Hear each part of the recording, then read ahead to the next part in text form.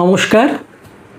পাঠ history YouTube channel তাদের যে শিক্ষণে ও মননে সিরিজ, তার পক্ষ থেকে আমরা আজকে এসেছি।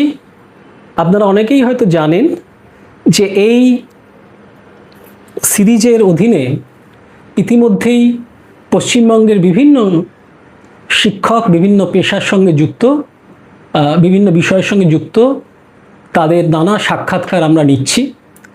আজকে আমরা উপস্থিত হয়েছি কলকাতা বিশ্ববিদ্যালয়ের ইতিহাস বিভাগের অধ্যাপক জহর সেনের কাছে এসেছি তার সাক্ষাৎকার নিতে, এবং সাক্ষাৎকার ঠিক নয়, তার সম্পর্কে কথা বলতে, তার জীবনের কথা, তার কাজের কথা।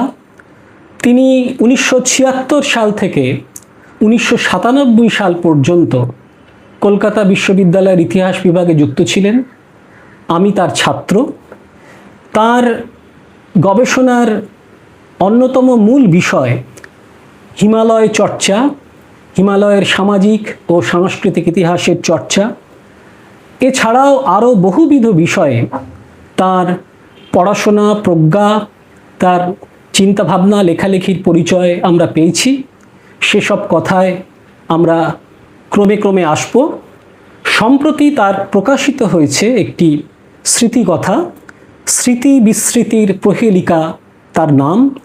সেই বইতে তিনি বিস্তারিতভাবে তার ছোটবেলার কথা, তার গড়ে ওঠার কথা, বিভিন্ন মানুষের সঙ্গে তার যে সাক্ষাৎ অভিজ্ঞতা বিস্তারিতভাবে বলেছেন। সব সুযোগ এখানে হয়তো পাবো না সীমিত সময়ের মধ্যে, কিন্তু সেগুলোই আরেকবার আমরা আজকে স্যারের কাছ থেকে শুনে নেওয়ার চেষ্টা করব। স্যার শুধু একজন একাডেমিক মানুষ নয়। স্যারের সান্নিধ্য পেয়ে আমি বুঝেছিলাম যে অনেকেই বুঝেছেন যে তিনি একজন সাধক, জ্ঞান সাধকও বলা যায়, অত্যন্ত প্রাজ্ঞ মানুষ একজন, এবং নানা বিষয়ে রাজনীতি, প্রত্যক্ষ রাজনীতি থেকে শুরু করে নানা জীবনের নানা বিষয়ে তার বিপুল অভিজ্ঞতা, বহু মানুষের সান্নিধ্যে তিনি এসছেন, এবং সেই কথাগুলোই আমরা একে একে স্যারের থেকে জেনে নেব। স্যারের কাছে সরাসরি ফিরে আসছি। আমরা স্যার শুরুতেই একটু জানতে চাইব যে স্যারের আপনার ছোটবেলা কেটেছে রাজশাহীতে। রাজশাহীতে আপনার জন্ম। স্যারের বয়স 94 বছর। 1932 সালে তিনি জন্মেছিলেন রাজশাহীতে। তারপর তিনি দেশভাগের পর মুর্শিদাবাদে চলে আসেন। সেই রাজশাহী এবং মুর্শিদাবাদের কথা, আপনার ছোটবেলা, কিশোরবেলার কথা একটু শুনতে চাই আপনার মুখ থেকে। ছোটবেলার কথা একেবারে শিশু থেকেই আমি শুরু করছি। আমি মানুষ হয়েছি আমার ঠাকুরমার কোলে, এবং ঠাকুরমার কাছেই গীতার মাহাত্ম্য শুনেছি। ঠাকুরমা ওই কৃষ্ণের যতক লীলা, সর্বোত্তম নরলীলা, এটি আমার মাথায় ঢুকিয়েছেন। অর্থাৎ তখন থেকে আমি প্রায় বলে আসছি যে কৃষ্ণের যতক লীলা, সর্বোত্তম নরলীলা, মানুষই বড়। সর্বোত্তম নরলীলা, মানুষই বড়। তার অনেক পেছনে যখন আরও পরিণত বয়সে হলাম, হয়তো রাজনৈতিক মতবাদের সংস্পর্শে এসেছি, কিন্তু সেটা ততটা মনে দাগ কাটেনি যতটা ঠাকুরমার এই কথা মনে হয়েছে যে কোথায় কৃষ্ণকে খুঁজছ, তারপর মানুষের মধ্যে আছে সেই সর্বোত্তম নরলীলা। একটু লক্ষ্য করে দেখো, আমার 1932 সালে জন্ম। তখন জওহরলাল নেহেরুর প্রতাপ সাংঘাতিক, এবং বাবা ওই জওহরলাল নেহেরুর স্মৃতিকে আমাদের পরিবারে জাগ্রত রাখার জন্য আমার নাম রাখলেন জওহরলাল সেন। আচ্ছা। কারণ তখন কথায় কথায় সর্বত্র আমার মনে একটা দুর্বলতা হলো যে আমি প্রায় অভ্যেস করে ফেললাম যে জওহরলাল নেহেরু সম্বন্ধে যা পাবো সমস্ত আমি সংগ্রহ করব। আছে, এর মধ্যেই আমার সেগুলো আছে। পরে অনেকের সঙ্গে এসেছি ঠিকই, কিন্তু একটা গোটা মানুষ, একটা কমপ্লিট ম্যান। সেই কমপ্লিট ম্যান আমার মনে হয়েছিল প্রথম থেকেই যে সত্যি সত্যি সেটা জওহরলাল নেহেরু। আর দ্বিতীয়ত যেটা মনে পড়ছে যে আমাদের বাড়ি ছিল মুসলমান পাড়ায়। তখন বলা বাহুল্য জাতীয় কংগ্রেস এবং মুসলিম লীগের মধ্যে বিরোধ একেবারে তুঙ্গে। সুতরাং সুরাবর্দিকে দেখার সৌভাগ্য হয়েছে, নিজামুদ্দিনকে দেখার সৌভাগ্য হয়েছে এবং তাদের বক্তৃতা শোনার সৌভাগ্য হয়েছে। অনেক সময় এমন হয়েছে মা কোলে করে নিয়ে গেছেন। যখন গান্ধী যান রাজশাহীতে তখন সরোজিনী নাইডু প্রায় যেতেন। সরোজিনী নাইডুর বক্তৃতা আমি মার কোলে বসে শুনেছি। তো সেইভাবে আমার যা ওই সময়কার চেতনা বা ভালো লাগা মন্দ লাগা অনেকটা গড়ে উঠেছে। রাজশাহীতে আরো অনেক সাংস্কৃতিক ক্লাবও ছিল, সেগুলোর সঙ্গে বোধহয় আপনি যুক্ত হয়েছেন। আসলে আমরা মানুষের একটু অন্যভাবে, সেটা এখনকার ছেলেদের মধ্যে সে সুযোগটা নেই, একেবারেই নেই। যেমন মণিমেলা এবং যুগান্তর কাগজের একটা কিশোর বিভাগ ছিল। মণিমেলা ছিল আনন্দবাজারের। প্রতি সপ্তাহে এই দুটো সেকশনে এই আমাদের মতো কিশোরদের জন্য তখন আর কি একটা বিভাগ ছিল। সেই বিভাগে লেখালেখি করা এবং সবচেয়ে বড় কথা যে এ যুগে অতটা দেখতে পায় না যে ঘরে ঘরে মানুষ কবিতা বলছে। মানে ছোটবেলাতেই অজস্র কবিতা। রবি রায় অভিনেতা ছিলেন, ভুবেন রায় অভিনেতা ছিলেন। নানা কারণে ওরা আমাদের বাড়িতে এসছেন। তাদের মুখে শুনেছি পঞ্চনা দিদি তীরে বেরিতা খাইয়াছিলে, দেখিতে দেখিতে গুরুর মন্ত্রে জেগে উঠেছি মম নির্ভে। এগুলো মানে অনায়াসে বলতে পারতাম। গভীরে স্পর্শ চেয়ে ফিরিয়াছি, হয়নি সঞ্চয় করা, অধলাল গাছি পিছু পিছু। যে কোনো মানে তখন সঞ্চয়টা ছিল না, তখন ছিল চয়নিকা। হ্যাঁ, আপনি তো শুনেছি যে বিভিন্ন জায়গায় আবৃত্তিও করেছেন এবং পুরস্কার পেয়েছেন। হ্যাঁ, সেটা ছিল। যেমন ক্লাস 3-তে আমি ওই কাজী নজরুল ইসলামের ছোট হিটলার বলে একটা কবিতা আছে। মা গো আমি যুদ্ধে যাব, নিষেধকে মার শুনি, রাত্রিতে ঘুমের ঘরে যাকে পোলেন জার্মানি। এই কবিতায় নজরুল দেখাচ্ছেন যে মা তোমার দুঃখ দূর করবার জন্যে আমি হিটলারকে বাড়িতে নিয়ে আসবো, তাকে উড়ে বামুন বানাবো, আর মুসলিমকে এই বাটনা বাটনা বলবো। এই কবিতাটা খুব জনপ্রিয় কবিতা ছিল এবং শিশুর এই যে কল্পনা যে মার দুঃখ দূর করবার জন্যে এইভাবে আমরা হিটলার বা মুসলিমকে মনে রাখবো।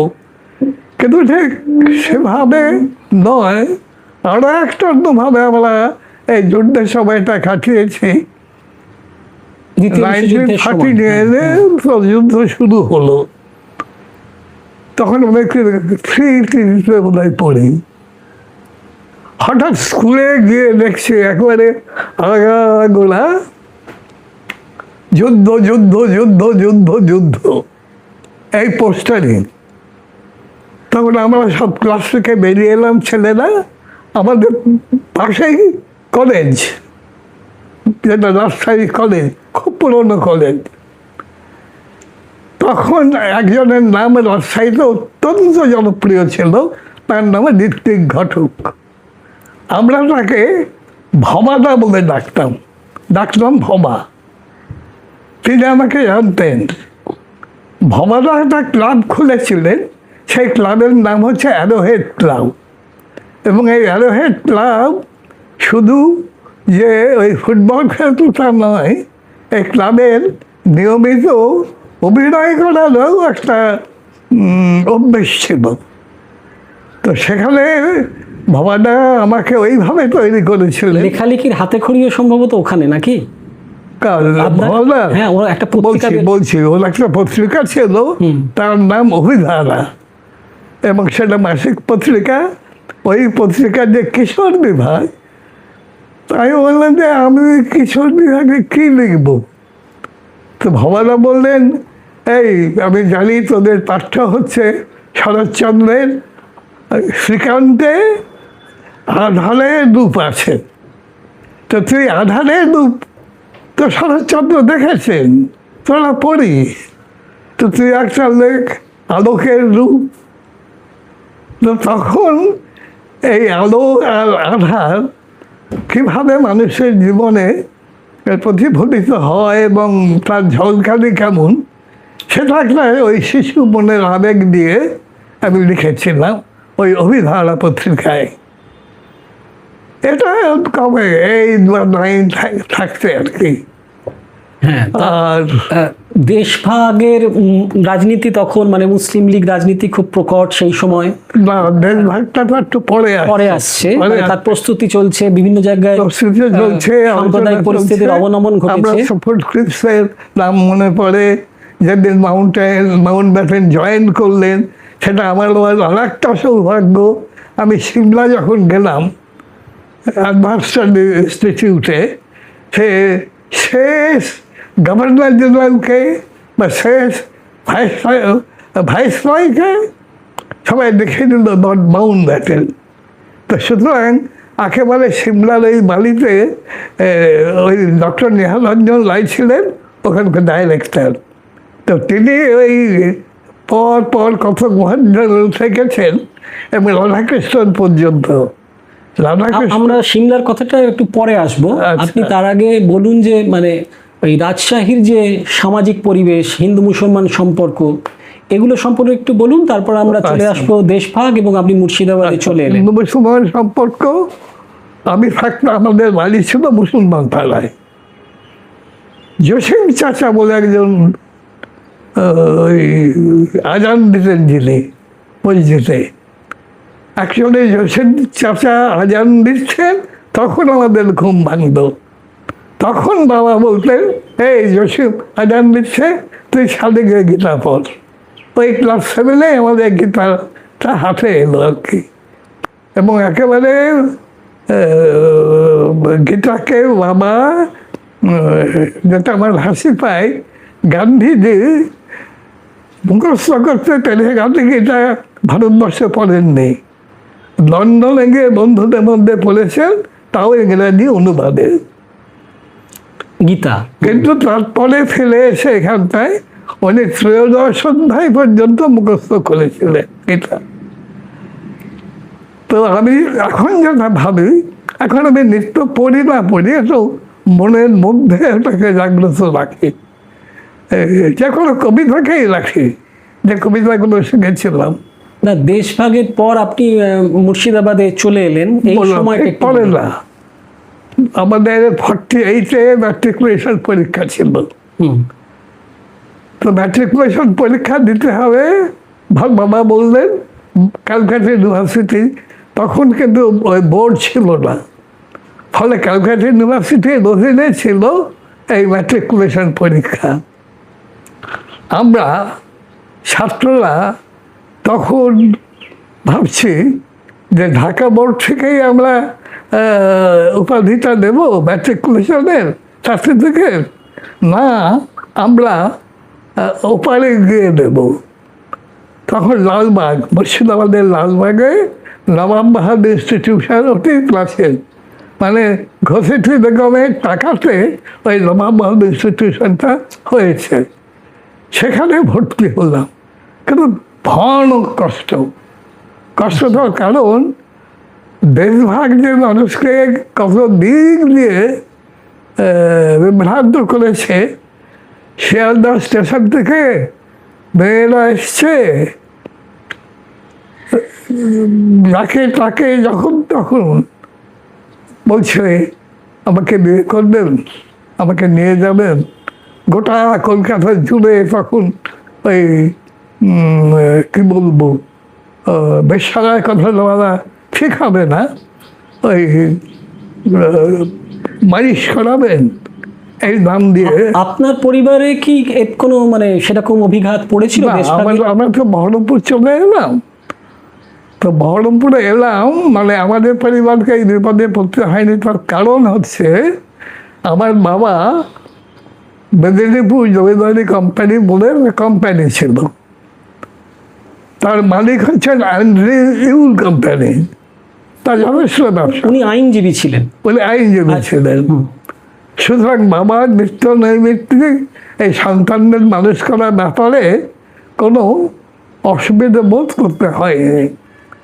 যখন এমএ পড়তে এলাম, অর্থাৎ হাজির হস্টেলে থাকতে হবে, খরচটা বেড়ে গেল। সে সময় আমার মনে আছে মার কিছু জমি আমরা রাজশাহীর সাথে মুর্শিদাবাদে জমি বিনিময় করে পেয়েছিলাম। সেই জমি বিক্রির টাকাতে আমরা 3 ভাই আর কি কলকাতায় এসে পড়বার সুযোগটা পাই। তার আগে আপনি মানে বহরমপুরের যে মুর্শিদাবাদ বহরমপুরের যে পরিবেশ, লেখাপড়া কৃষ্ণনাথ কলেজে আপনি পড়েছেন, সেখানকার একটু পড়াশোনা, আপনার ইতিহাসে কি করে আগ্রহটা তৈরি হলো, সেই কথা আপনি কিছু স্মৃতিকথাতেও লিখেছেন। গ্রিক ইতিহাস কারা পড়াতেন, এবং এই রকম কাছাকাছি সময় আপনি রাজনীতির সঙ্গে যুক্ত হচ্ছেন। বেশ কিছু মানুষ আপনার বই থেকে জানা যাচ্ছে, সৌমেন্দ্রনাথ ঠাকুর, নির্মাল্য আচার্য, নির্মাল্য বাগচি, তারা তাদের সান্নিধ্যে আপনি এসছেন। আপনি আরএসপির ছাত্র আন্দোলনের সঙ্গেও বোধহয় যুক্ত ছিলেন 48 থেকে। এই যে রাজনৈতিক পরিবেশ এবং পড়াশোনার পরিবেশ, আপনি এই ইতিহাসেই কেন আপনার এতটা আগ্রহ জাগলো? যদিও আমরা জানি যে আপনি একসঙ্গে এমএতে দুটোই পড়েছেন, আইন ও এলএলবিও পাশ করেছেন এবং হিস্ট্রিও তেও করেছেন। তো এই পটভূমিটা একটু যদি মুর্শিদাবাদের পরিপ্রেক্ষিতে বলেন, কাদের কাদের সান্নিধ্য পেলেন? মুর্শিদাবাদে এসে প্রথমে প্রচণ্ড রকম ডিপ্রেশন আসে, প্রচণ্ড রকম। পুরনো বন্ধু বান্ধব নেই। ওই যে পদ্মার তখন সদ্য বেরিয়েছে মানিক বন্দ্যোপাধ্যায়ের পদ্মা নদীর মাঝি, সেটাকে তো এ যুগে বাস্তব উপন্যাসের একটা ফটোকপি ধরা হয়। আমরা নৌকায় এসছি, রাজশাহী থেকে নৌকা ছেড়েছে, সেই নৌকা লালগোলাটা এসে থামলো, ওখানে লালগোলা স্টেশন থেকে আমরা এখানে এলাম, বহরমপুরে এলাম। এখন এই যে নৌকায় যেতে যেতে আশেপাশের গ্রাম সবগুলি চোখে পড়ছে, হিন্দু মুসলমান সমস্ত চোখে পড়ছে, কিন্তু ওই রায়টার ব্যাপারটা তখন আসেনি। রায়টার অনেক পরে এসছে, মানে ভর্তি হলাম মুর্শিদাবাদে রায়ট হয়েছিল। রায়ট আপনি দেখেছেন? হ্যাঁ, বলছি রায়টটা হলো তুচ্ছ কারণে, রায়টের কোনো কারণ ছিল না। জমিদারি বলে একটা অঞ্চল বহরমপুরে আছে, মুসলমান প্রধান, ওটা মেনলি মুসলমানদের পরিবার ওখানে বাস করে। সেখান থেকে একটা মুরগি চুরি গেল। তখন একটা বৃদ্ধ জাল মুরগি, সে তারা 2 জনকে দেখে বলল যে ওই কাফেররা এসেছিল, কাফেররা ওই যারা রাজশাহী থাকে ওরা এসেছিল, ওরা এসে আমার মুরগিটাকে চুরি করে নিয়ে গেছে। এই রায় আরম্ভ হলো। অর্থাৎ রায়টার কোনো কারণই নেই একেবারে, কিন্তু এই তুচ্ছ ব্যাপারটাকে একেবারে অবলম্বন করে গোটা। এবং আমাদের পরম পরম পরম সৌভাগ্য যে 3 জন জনবাদী স্টেটকে আমরা পেয়েছি, যারা আর কি জ্ঞানের জগতে, বিজ্ঞানের জগতে এবং আমাদেরকে তৈরি করার জগতে তাদের যে ভূমিকা সেটা অসাধারণ। ভাগ হচ্ছে তখন মুর্শিদাবাদ পড়েছে পাকিস্তানে, আর রাজশাহী পড়েছে ইন্ডিয়ান ইউনিয়নে। পরে রাজক্লিফ সেই আওয়াজটাকে মুর্শিদাবাদের নবাব তিনি বললেন যে আমি কখনো পাকিস্তানে থাকবো না, নবাব কেন? না, নবাব সুফি সম্প্রদায়ভুক্ত এবং শিয়া সম্প্রদায়ের, সুন্নি নয়। এদেশের অধিকাংশ মুসলমান সুন্নি, কিন্তু মুর্শিদাবাদের নবাব স্বয়ং ছিলেন শিয়া। এখন শিয়া সম্প্রদায়ের প্রচণ্ড প্রভাব ছিল নেহেরু পরিবারের উপরে। তারা একবারে জওহরলাল নেহেরুর কাছে চলে গিয়ে এই 3 দিন আমরা পাকিস্তানে, এই তারপরে একটা সিদ্ধান্ত না হল বছরখানেক থেকে, তারপরে বহরমপুরে এলাম। তখন অন্নদা শঙ্কর রায় জেলা ম্যাজিস্ট্রেট এবং ওর ছেলের নাম পূর্ণশ্লোক রায়। তো অন্নদা শঙ্করের ছেলে আমার ক্লাস ফ্রেন্ড। আমরা আর্টসে ভর্তি হলাম, ও সায়েন্সে ভর্তি হলো। ফলে পূর্ণশ্লোককে ডাকতে যাব, এই অজুহাতে অন্নদা শঙ্কর রায়ের সঙ্গে খুব যোগাযোগ ঘটলো। তখনই অন্নদা শঙ্কর রায় বললেন, তোমরা এই বয়সে অবহেলায় সময় নষ্ট করছো কেন? একটা পাঠাগার খোলো। পাঠাগার? পাঠাগার। তো তখন আমরা একটা পাঠাগার খুললাম, নাম দিলাম সন্দীপন পাঠাগার। তখন তারাশঙ্করের দেখা সন্দীপন পাঠশালা এই বইটি সদ্য প্রকাশিত হয়েছে এবং সেটা আমি অন্নদা শঙ্কর রায় টেবিলেও দেখলাম। তো উনি বললেন যে শোনো, খোলো, সপ্তাহে একদিন করে আমি যাব। একে তখন পাবলিসিটি অফিসার একজন গভর্নমেন্টে থাকতেন। তাকে দেখে বললেন, গভর্নমেন্টের যত সংবাদপত্র আছে, পত্রিকা আছে, সব জায়গায় সন্দীপন পাঠাগারে যায়। ফলে ওই যে মানুষ গঠন, মনটা গঠন করা, এতে আমরা আরো 3 জনের কথা বললেন, 3 জন বিশেষ মানুষকে পেয়েছিলেন। এক অন্নদা শঙ্কর রায়, 2 অশোক মিত্র। আচ্ছা, সদ্য সেই সময়, যেটা অমলের সিনেমাটি আমাকে ইউনিভার্সিটি নিয়েছে শুধু এই কথার জন্যে, যাই বলতে পেরেছে। সেটা হচ্ছে পশ্চিম ইউরোপের চিত্রকলা। বইটি তখন সদ্য বেরিয়েছে। অশোক সেন না, অশোক মিত্র। হ্যাঁ, অশোক মিত্র, ঠিক। অশোক মিত্র হচ্ছে স্বাধীন ভারতবর্ষের প্রথম সেন্সর কমিশনার। সুকুমার সেন ছিলেন, তা ওর আমার বাবার কন্টেম্পোরারি, আর এখন ওখানে জেলা ম্যাজিস্ট্রেট ছিলেন। তারপরে হলো অশোক সেন। হ্যাঁ, অশোক সেন। আর একজন ভিএসসি ব্যানার্জি। আচ্ছা, ডাব্লিউসি ব্যানার্জি, যিনি কংগ্রেসের জন্মদাতা, তার নাতি। আচ্ছা। এবং তাকেও তিনি যখন যান তখন রাধাকৃষ্ণন বহরমপুর গিয়েছেন। মানে আমার নিজেরও ওই যে বাইরের জগতের সাথে যে যোগাযোগটা হলো ওই রাধাকৃষ্ণন যাওয়ার ফলে। আচ্ছা। রাধাকৃষ্ণন বললেন, আমি কেন এসেছি? 3টি কারণে আমি এসেছি। প্রথমে উনি ভাইস প্রেসিডেন্ট ছিলেন, আর একবার যান তখন প্রেসিডেন্ট।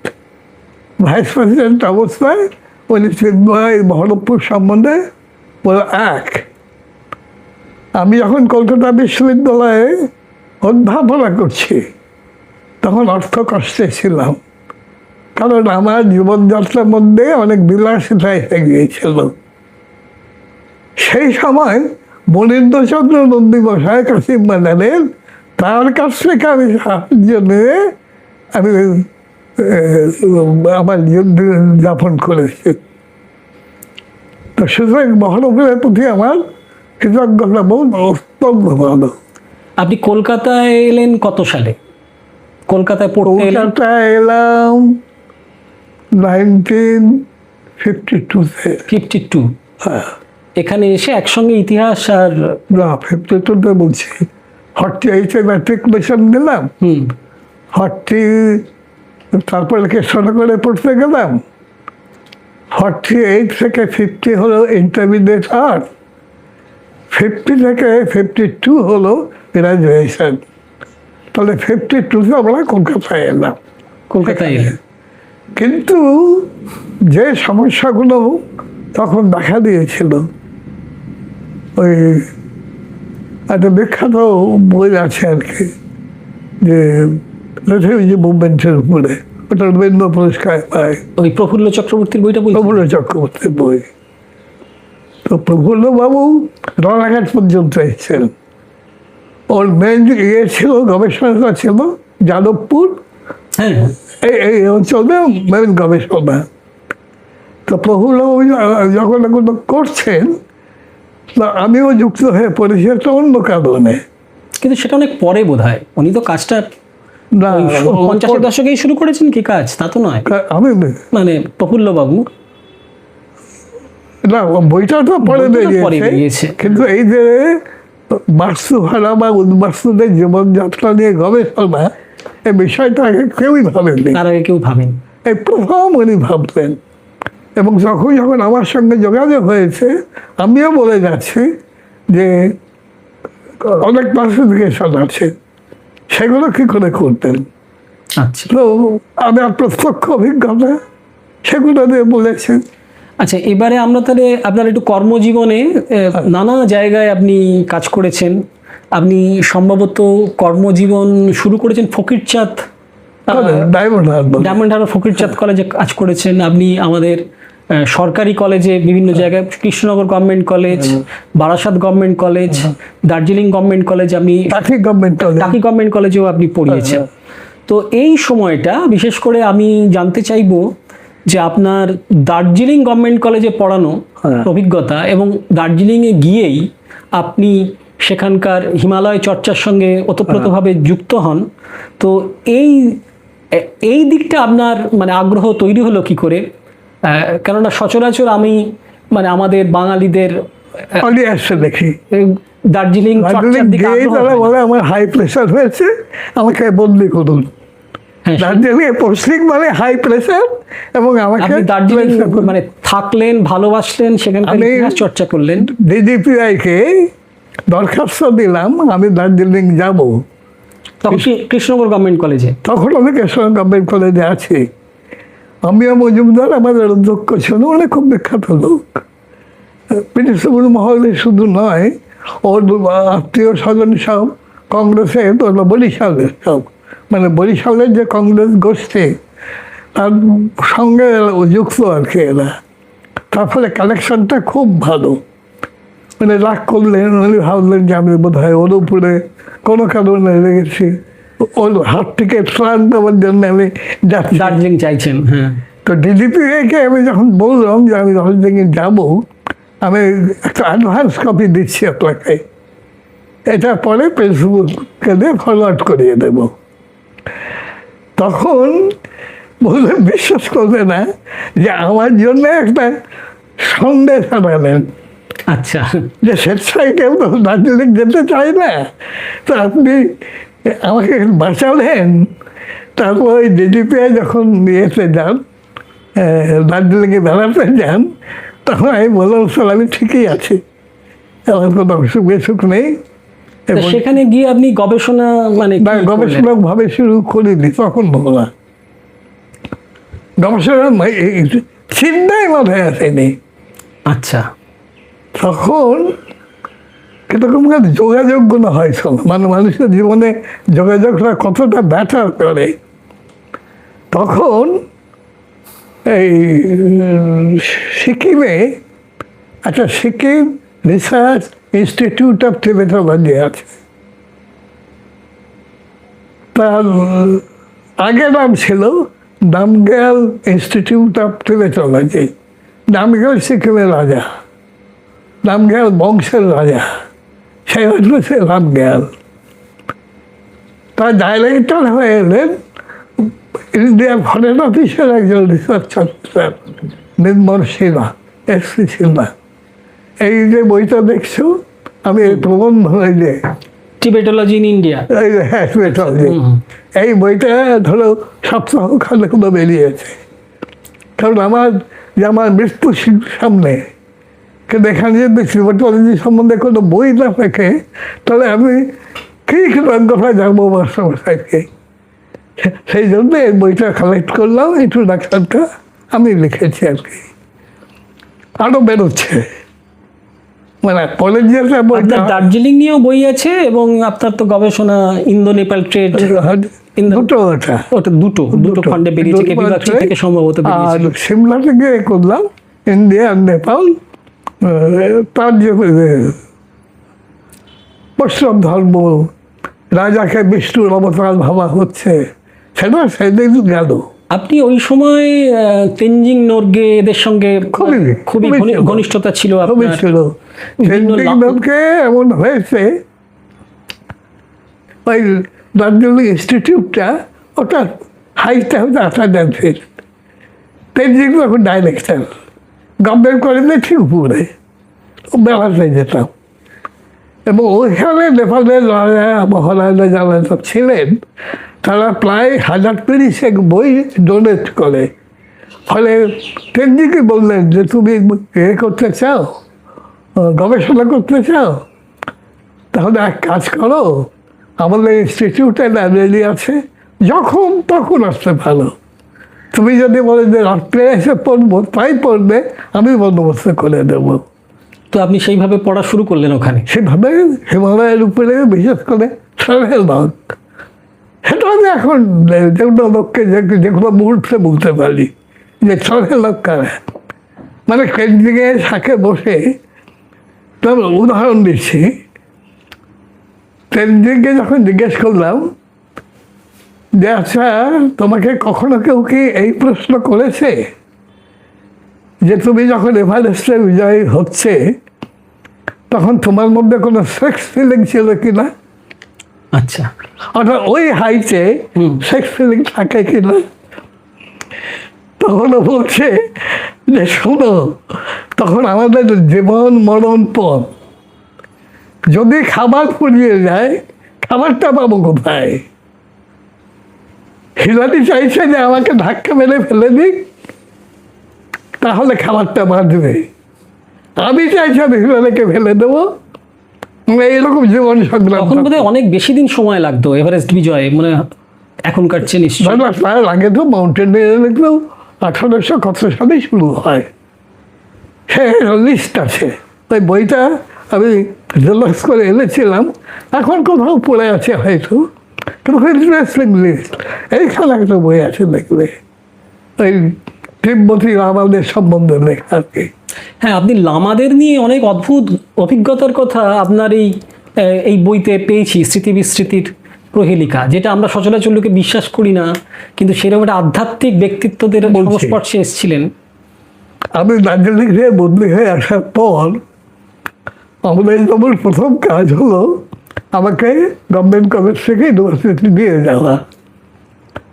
আমাদেরও মুগ্ধ হয়েছিল শুধু একটি কারণে, ওই তাকে আমি একটা স্কলারশিপ পেয়ে জেএনইউতে যাবো, ইন্টারভিউ দিয়েছি, যেতে পারলাম না, তার কারণে সিলেক্টেড হয়েও আমার বাবা সে সময় অপারেশন হয়ে সিলেক্টেড হয়েছিলেন কিন্তু যেতে পারেননি। হ্যাঁ, অপারেশন।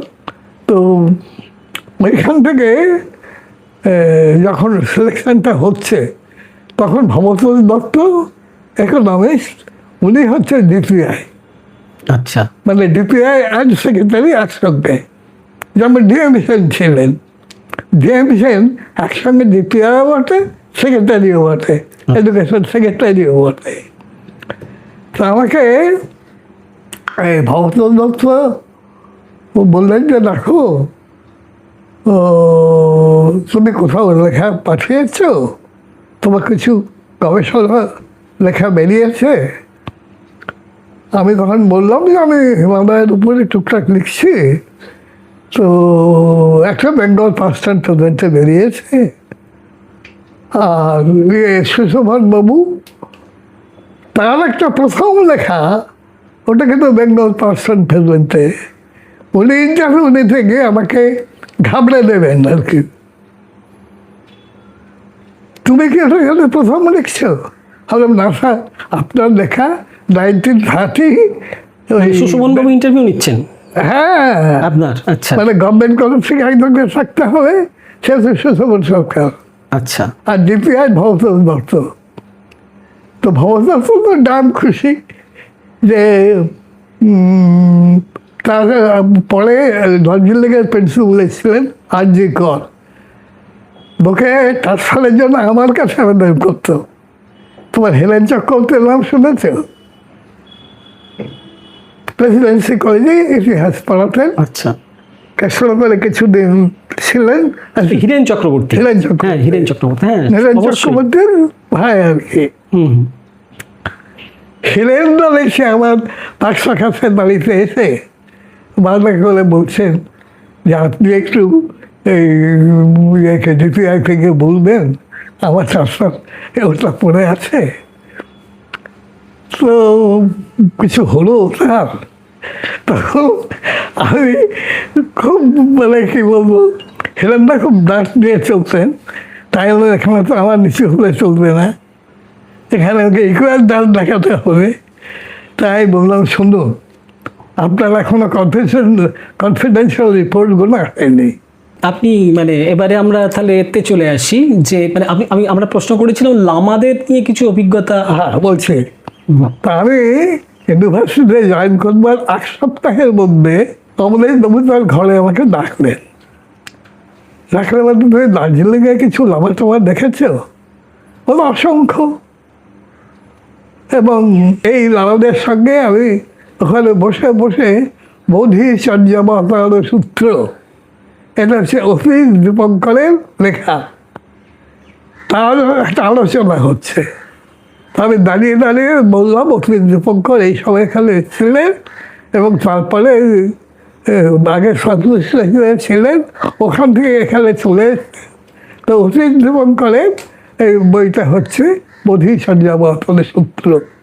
সঙ্গে থাকে ব্যাপারে জড়িয়ে ধরে বসো বসে বসে মহিলা মেয়েছিলেন লামা, তিনি আমাকে বললেন তাহলে তুমি এক কাজ করো, আমাদের এই বোধিচর্যাবতার সূত্রের উপরে ক্লাস নাও। আমার কোথায় ক্লাস নেওয়ার কথা? ইউনিভার্সিটি, ওই মনেস্টারিতে একটা ক্লাস হয়। আচ্ছা, মনেস্টারিতে, ধরো ঘুম মনেস্টারি, এটা লামারা আছে, ওই লামাদের নিজস্ব ভঙ্গিতে একটা ক্লাস হয়। এই ব্যাপারটা সম্বন্ধে প্রথমে দার্জিলিং সম্বন্ধে আমাকে এই দার্জিলিং গ্যাজেটিয়ারে লিখতে দেয় যে আপনি এটা করে দিন, মনেস্টারি দার্জিলিং। আমি বললাম যে আমার তো সবচেয়ে বড় অসুবিধা হচ্ছে আমি গভর্নমেন্টের কাজ করি, ডিএমএ কমিশন ওখানে লাগতো, ওখানে ডিএম বলা হয় না, ডেপুটি কমিশনার বলা হয়। আমি দেখি রেকর্ড রুমটা দেখি, আমি হচ্ছে সেকেন্ড ম্যান যে ওই রেকর্ড রুমে ঢুকলাম। আচ্ছা, কারণ প্রথমে এসে ইন্ডিয়ান গভর্নমেন্ট অফ ইন্ডিয়া তোমার এক্সটার্নাল অ্যাফেয়ার্স মিনিস্ট্রি একটা রিসার্চ সেকশন আছে, সেই রিসার্চ সেকশনের চার্জে ছিলেন এস গোপাল। আচ্ছা, এস গোপালকে রাধাকিশোরের ছেলে, তিনি তখন ওইখানে আছেন। তা আমি ওই রেকর্ড দেখছি, মাঝে মাঝে যাচ্ছি যে আমি মনেশ্বরী সম্বন্ধে কী পাই। আসলে ব্রিটিশ গভর্নমেন্টের কোনো আগ্রহ ছিল না, তারা যে রেকর্ডটা পেলাম ওই লামাদেরকে স্পাইং পারপাসে কাজে লাগানো যায় কিনা, অর্থাৎ চায়না ওদের আক্রমণ করবে কিনা, টিবেট দখল হবে কিনা, এজন্য স্পাই দরকার। সুতরাং স্পাইদেরকে কী করে তৈরি করা যায়, তো যখন আমি কমপ্লিট করেছি এটি, তখন দার্জিলিংয়ে আমার আরেকটি কাজ জুটলো, সেটি আমি খুব এনজয় করেছি। আর তো এনজয় আমি কোনোদিন কোনো কাজ করিনি। আচ্ছা, এই যে ট্যুরিস্ট গাইড বলে, ট্যুরিস্ট গাইডদের ওখানে ট্রেনিং হয়। হ্যাঁ, তো ডেপুটি কমিশনার আমাকে দেখে বললেন যে আপনি তো আমাদের রেকর্ড রুমে কাজ করেছেন, হলে আপনি তো জানেন অনেক ভেতরের কথা জানেন, তো আপনি কাইন্ডলি এই ক্লাসটা দিন এবং সার্টিফিকেটে আমার সই থাকবে, আপনার সই থাকবে। যেটা হচ্ছে ডেপুটি এই রেজিস্টার্ড গাইড, আচ্ছা মানে ট্যুরিস্ট ডিপার্টমেন্টকে বলবে এবং ট্যুরিস্ট ডিপার্টমেন্ট থেকে ওই লোকেট করবে কে যাবে না যাবে। সেখানে আপনি ক্লাস নিয়েছিলেন কতদিন আমি মোটামুটি? প্রায় 2 বছর পড়িয়েছিলাম। আচ্ছা 1 বছর তো বটে, 1 বছর আচ্ছা, এইবার আমরা চলে আসি তাহলে কলকাতা বিশ্ববিদ্যালয়ের আপনার অভিজ্ঞতায়, কেননা আপনি অনেক দিকপাল শিক্ষক অধ্যাপকের সান্নিধ্যে এসছেন এবং শুধু ইতিহাসের নয় আরও নানা বিষয়ের সব মানুষের। এদের মধ্যে কার কার প্রভাব আপনার উপর পড়েছে বা কোনো আপনার তাদের সাথে সমৃদ্ধ হয়েছেন, আপনি শিক্ষা পেয়েছেন জীবনের? অমলেশ ত্রিপাঠীকে আপনি শিক্ষক হিসেবে বলছি, অমলেশ বাবুকে ক্লাসে বা ডিপার্টমেন্টে পাওয়া যায় না। কারণ ওর সাথে আমার ঘনিষ্ঠতা হলেও যখন এখানে অল ইন্ডিয়া কংগ্রেসটা হচ্ছে 51 সাল, তখন আমি তো দোকান শিখেছি। আচ্ছা অমলেশবাবু আমাকে ডেকে বললে, বাজার থেকে আমাকে বলে থাকতো লেখা দিতে, আর আমি তোমার নাম করেছি যে তুমি অন্তত বাঙালি হিস্টোরিয়ানদের নিয়ে দেখবে। তখন বাঙালি হিস্টোরিয়ানরা মধ্যপ্রাচ্য সম্বন্ধে, মানে মঙ্গোলিয়া, মাঞ্চুরিয়া, প্রবোধ বাক্সি বলে একজন, তিনি এসব অঞ্চল সম্বন্ধে লিখছেন। নিহারঞ্জন রায়, যারা বাঙালি ঐতিহাসিক, এদের নিয়ে আনন্দবাজারে আমার একটা লেখা বেরোলো।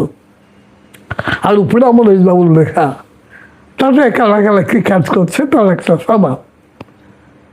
কিন্তু অমলেশবাবুর যেটা এই কি বলবো হিস্টোরিওগ্রাফির উপর লেখা, ইতিহাস ঐতিহাসিক বলে যেটা, সেটা হচ্ছে ওই অমলেশবাবুকে একবার হিস্ট্রি কংগ্রেসের চেয়ারম্যান করা হয়, উনি যাননি। আচ্ছা আলিগড়ে, কিন্তু ওটা লিখে পাঠিয়েছিলেন। সেই লেখাটা আর কি সেটা বাংলা অনুবাদটা আমি করেছি। আপনি করেছেন, সম্প্রতি বেরোবে নাকি? ওটা আনন্দবাজারে ওই আনন্দ পাবলিশার বের করছে। অমলেশ ত্রিপাঠী ছাড়া আর কার কার কথা আপনার? না বলছি, সেখানে অনেক ভুল বোঝাবুঝি হয়েছে, অনেক আমি একটা মফস্বল থেকে এসেছি, আন্ডাররেট করছে, আমি তাও বুঝতে পারছি। তো সুতরাং সেখানে তোমরা আমার সহায়ক হয়েছে, যে ছাত্ররা কি বলছে। তো যেমন আমার কাছে গবেষণা করতে আসবে, আমি শুধু বেছে বেছে নিয়েছিলাম যে আমার এই বিষয়গুলোতে দেবো। বরঞ্চ সেই সময় আমি বেশি যাদবপুর ইউনিভার্সিটি পড়িয়েছি, গবেষণা পরিচালনা করেছি। কোন ডিপার্টমেন্টে? International relation. আচ্ছা, যাদবপুরের রোল আমাকে অনেক বেশি চেনে। আচ্ছা, যাদবপুরে যে জার্নালগুলো বেরিয়েছে, জার্নাল, সেখানে আমার লেখা বেরিয়েছে। আপনি বিশ্ববিদ্যালয়ে কোন কোন বিষয়ে, মানে আপনি আমেরিকান হিস্ট্রি পড়িয়েছেন না সাউথ ইস্ট এশিয়া? আমেরিকা মানে প্রথমত অরুণ দাশগুপ্ত, মানে আমাকে আনার ব্যাপারে ওর একটা ভীষণ রকম আগ্রহ ছিল, কারণ উনি আমাকে কষ্ট করে লিখেছেন। অরুণ দা অমলেশবাবুকে বলেছেন, আর নরেনবাবু আমাকে অনেক আগে থেকেই চিনতেন, কারণ এডুকেশনা রাজশাহী বাড়ি। আচ্ছা, আমার বাবার সাথেও খুব যোগাযোগ আছে। এডুকেশনের দাদার সঙ্গে আমার বাবা টেনিস খেলতেন। আচ্ছা, মানে বাবার সাথে রোজই দেখা হচ্ছে। আমি এবং মেজ ভাই তখন ছোট, ওই টেনিস বলগুলোতে যেতাম। আচ্ছা, বলটা মাঠের বাইরে চলে গেছে, ওই দৌড়ে গিয়ে বলগুলো খুললাম, বা বলটা রিজেক্টেড হয়েছে, ওই টেনিস থেকে বলটা খুললাম। সে অভিজ্ঞতা আমাদের ছিল। তো আপনি এর কথা বলছিলেন? বলছি, আমার অমলেশবাবু ছাড়া আর নরেনবাবু গবেষণার দিক দিয়ে ওরকম গবেষণার গাইড দিয়েও কেউ নেই, মানে গবেষণা অন্তপ্রাণ। এবং মানে নরেনবাবুর যোগ্য শিষ্য হচ্ছে বিনয় চৌধুরী।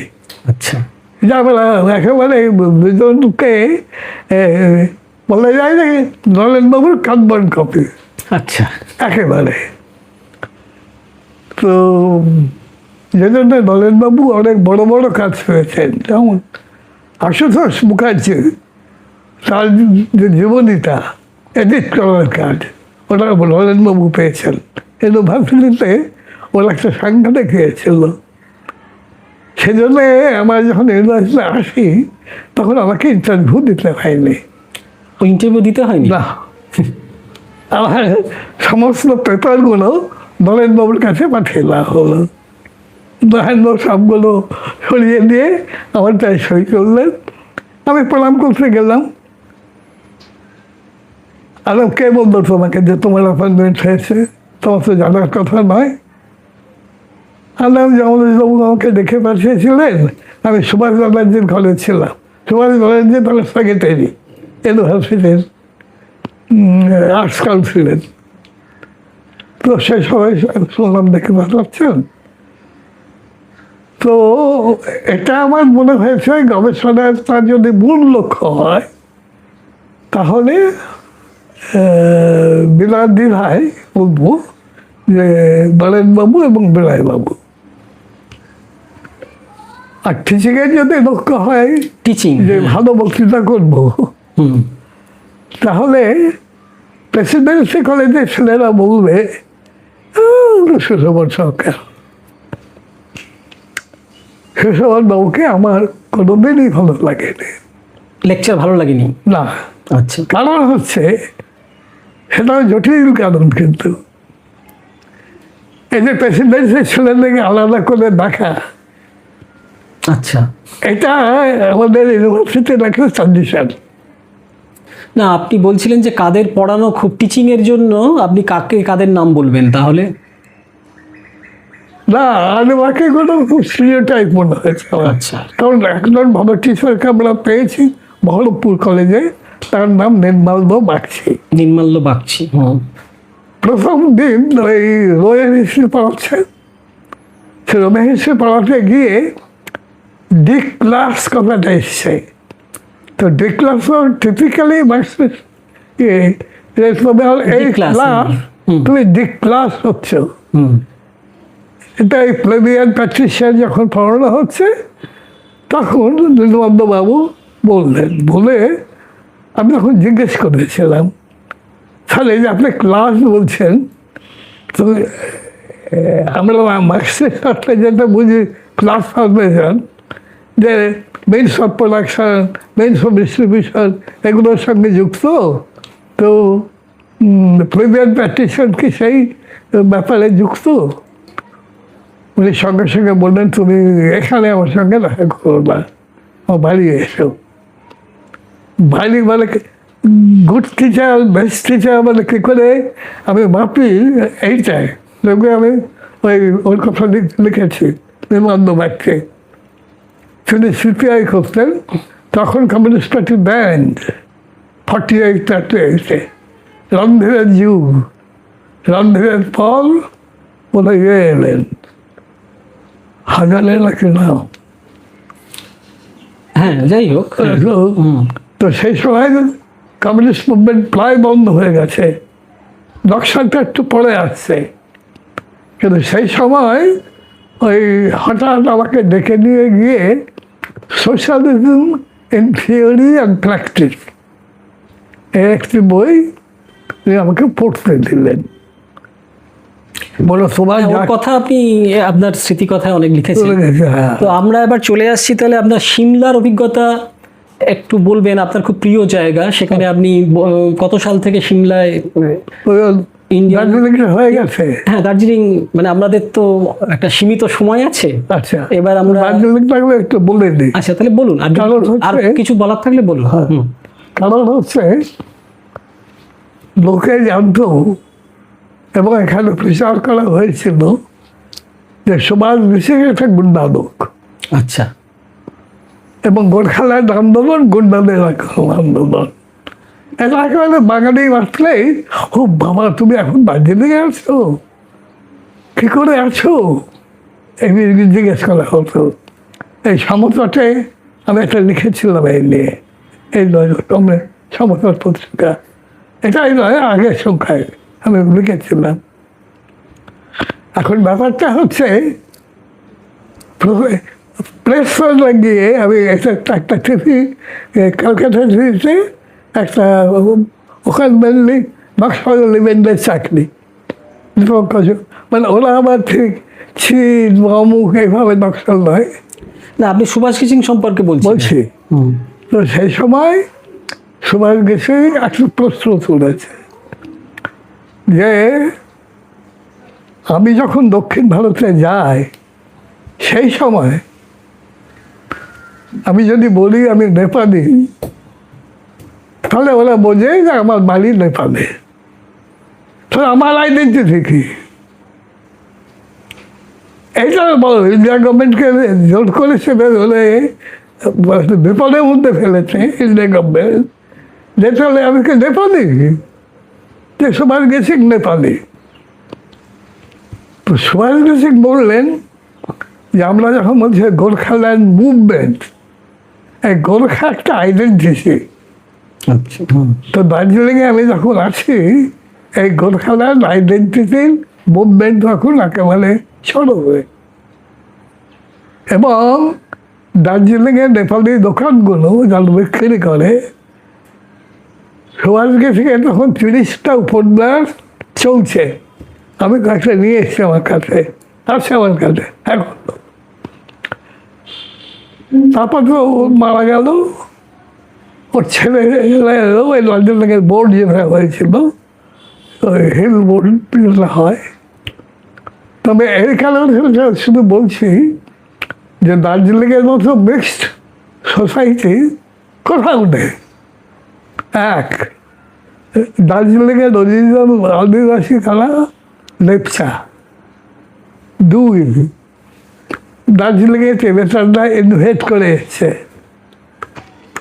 দার্জিলিংয়ে নেপালিরা বাণিজ্য করতে এসছে, ন্যাচারালি আর বাঙালিরা কেলানি হয়ে গেছে।